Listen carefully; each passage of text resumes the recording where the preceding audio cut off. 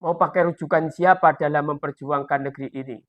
Jika kita mau melihat rujukan para salafus saleh, kemudian para pahlawan yang telah mengusahakan kemerdekaan di negeri ini, sekali lagi, tidak ada kemewahan dan keistimewaan yang menempel pada diri kita yang bernilainya dunia. Perjuangan tentunya perih, perjuangan tentunya lantang melawan kezaliman, kemungkaran, kemunafikan, ketidakadilan. Saat ini kita susah mencari kebenaran. Karena kadang-kadang orang yang kita tunggu fatwa kebenarannya bahkan menjadi bagian dari orang-orang yang berbuat zalim.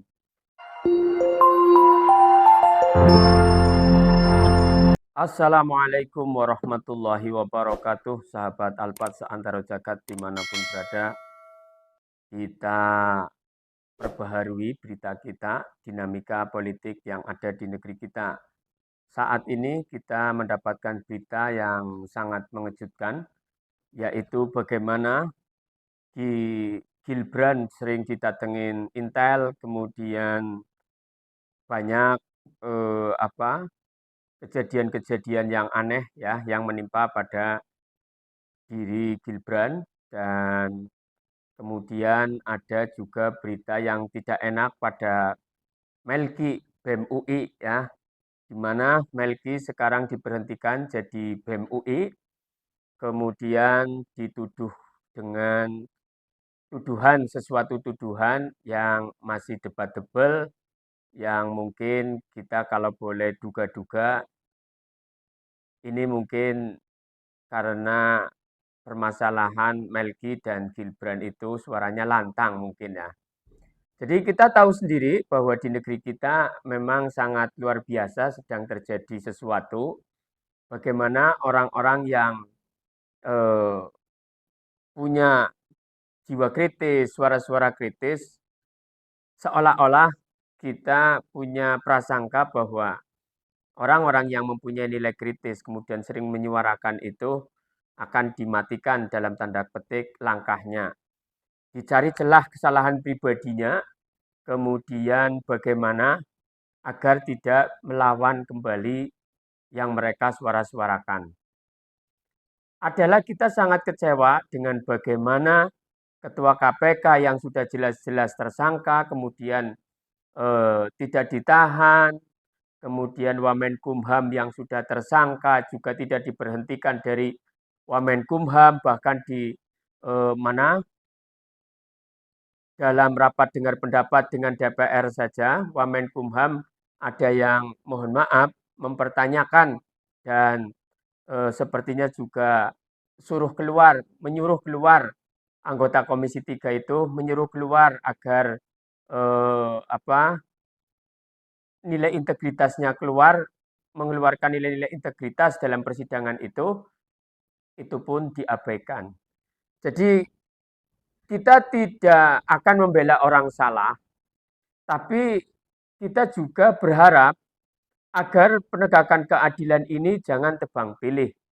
Bagaimana orang yang mempunyai kekuasaan besar, kemudian jika melakukan kesalahan sedikit diabaikan, bahkan mungkin diabaikan, kemudian jika ada orang di luar kekuasaan menyampaikan kebenaran-kebenaran, kemudian diserang pribadinya. Ini sangat tidak imbang, dan ini kita lawan. Ya, memang mengajak kebaikan itu sepertinya tidak punya resiko. Tapi melawan kemungkaran, melawan kezoliman, melawan ketimpangan, melawan ketidakadilan, itu sangat luar biasa resikonya. Ya itulah perjuangan. Tidak ada yang namanya perjuangan itu enak. Tidak ada yang namanya perjuangan itu mendapatkan keuntungan duniawi. Kalau mendapatkan keuntungan duniawi itu namanya dagang. Kalau perjuangan tidak ada rujukan perjuangan nilainya enak duniawinya. Mana ada? Coba kita lihat rujukan. Rasulullah Shallallahu Alaihi Wasallam berdakwah tidak pernah mendapatkan uang dan kekuasaan. Para sahabat Nabi, sahabat Utsman yang terkenal dermawannya, yang terkenal dengan kedermawanannya, sahabat Utsman menggunakan hartanya untuk perjuangan. Umar bin Khattab rumahnya sampai menjadi Darul Qadha. sampai untuk melunasi hutang pribadinya. Kemudian siapa lagi rujukan kita? Umar Abdul Aziz.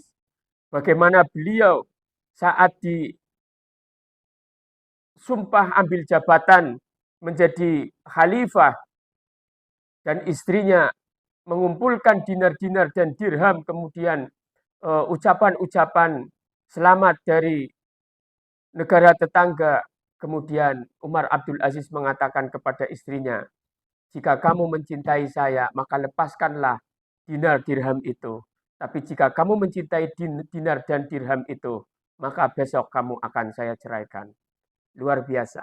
Kita mau pakai rujukan apa? Mau pakai rujukan siapa dalam memperjuangkan negeri ini? Jika kita mau melihat rujukan para salafus saleh, kemudian para pahlawan yang telah mengusahakan kemerdekaan di negeri ini, sekali lagi, tidak ada kemewahan dan keistimewaan yang menempel pada diri kita yang bernilainya dunia. Perjuangan tentunya perih, perjuangan tentunya lantang melawan kezaliman, kemungkaran, kemunafikan, ketidakadilan. Saat ini kita susah mencari kebenaran. Karena kadang-kadang orang yang kita tunggu fatwa kebenarannya bahkan menjadi bagian dari orang-orang yang berbuat zalim. Semoga bermanfaat. Jangan lupa subscribe, like, comment, and share. Assalamualaikum warahmatullahi wabarakatuh.